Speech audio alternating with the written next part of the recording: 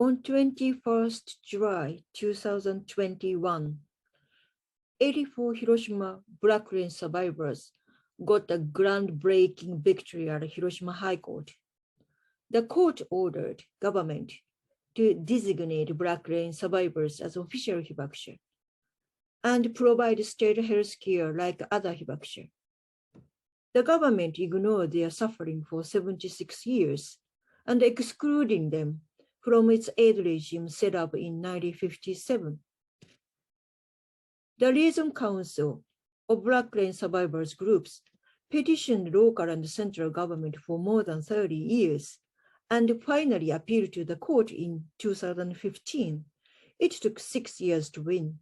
This is too long for elderly plaintiffs.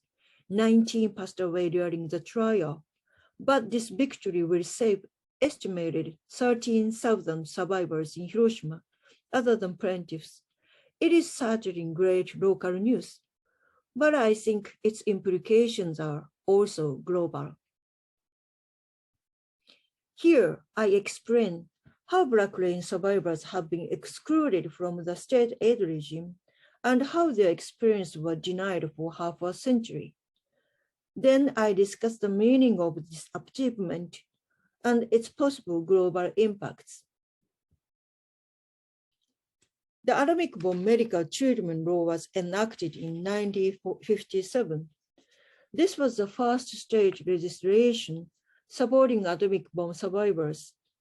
Without any state help for more than a decade, many survivors were trapped in the vicious circle of deteriorating health and serious poverty. They also had to live with constant anxiety and the shadow of death. Knowing this predicament, local doctors started to petition for state support along with the Hiroshima city government. The movement to ban nuclear bombs triggered by the bikini testing also created a national tide demanding registration to save survivors. The medical law provided state medical service for survivors who had radiation-related illnesses. But importantly, it also provided free medical checkups to survivors who had not yet developed any radiation-related illness. It aimed for early detection and rapid cure. This expresses the very principle of the law to eliminate the fear of the hibakusha. The court decision this year rightly recalled this principle and demanded that the government follow this spirit. The target of the medical law was hibakusha, defined and classified into 4 categories.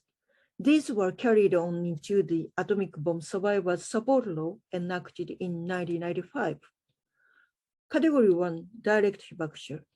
Category 2, entering the city hibakusha. Category 3, those exposed to radiation but not in the above 2 categories. Category 4, children in the womb. The third category is intentionally ambiguous. Lawmakers primarily thought of survivors who took part in rescue activities or disposed of the dead. However, they also assumed other possible cases which they had not even thought about, with very limited scientific knowledge about radiation. The court this year judged the Black Rain survivors should be in this third category. Then why did the government forget about the spirit of the law and wrongly underutilize the third category for such a long time? Despite its good principle, the medical law disappointed many in the beginning because of its very limited services for a small number of beneficiaries. Local governments and doctors strongly petitioned. Their efforts resulted in a new law in 1968 and revising the medical law 6 times until 1976. The state expanded designated areas and increased expenditure for the aid regime about 250 times in 20 years. This attitude, however, dramatically changed in the late 70s. In 1980, the government declared that it would never expand the designated area without scientific and rational evidence. The Reason Council petitioned, but all were rejected as unscientific. Then what is the government science to reject the survivors' realities? The government science officially recognized two sources of radiation which caused tangible health damage on Hibakusha. The main one is the initial radiation emitted in the air within a minute of the explosion. The other is induced radiation, in which neutron rays interacted with such elements as the nuclei of soil. In both sources, its science only considers external exposure, and hence the amount of radiation is the key to defining its health effect. On the other hand, the government has consistently denied the health effect of the fallout, so-called ashes of death. US Army official Thomas Farrell said in 1945, Hiroshima atomic bomb was burst so high up in the air that no radiation exists in Hiroshima. Surprisingly, the government expert in this Black Rain trial argued the same until today and rejected any possible health effect of the fallout because its very low dose could have done no harm through external exposure. The plaintiffs argue totally the opposite. They testify the fallout poured down on a very wide area, reaching 30 kilometers from the hypocenter, and most plaintiffs had developed radiation-related illnesses, including even acute symptoms. Lawyers and scientists supported them by explaining the mechanism of spreading black rain areas and argued the health effect of internal exposure by air and food, and even with a tiny dose. The court accepted the plaintiff's claim and rejected the government's so-called science. The Japanese government accepted court judgment on 29th July, but the next day, the prime minister issued a strange comment against the judgment.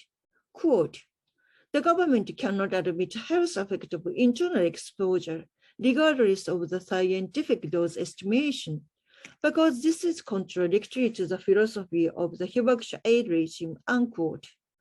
This could not disturb the court decision, but showed the government's predicament. The initial exposure and low dose effect not only contradict its aid regime, but was also quite inconvenient for the whole national nuclear policy, including energy and deterrence. Both are also pillars of the NPT regime, which the Japanese government ratified in 1976 and has been deeply committed to since then. Moreover, recognition of low dose effects from internal exposure logically discredited Japan's authoritative Hibakusha data, namely the lifespan study. It's more than 16 years of epistemological study targeting 120,000 subjects, including 94,000 Hibakusha. This data has been utilized for setting radiation protection standards around the world. However, its research design itself ignored low-dose radiation and the internal exposure, underestimating those risks. This court case made clear that this data cannot protect people from risk of low-dose radiation. The global impact of this judgment could be huge. Now the Japanese government has two choices of abandoning the precious Hibakusha data or reorganizing it into a more reasonable one. Of course, I hope for the latter. We need a more scientific and rational radiation protection regime to ensure rights and dignity of nuclear survivors and also prevent more nuclear victims around the world. Thanks for listening.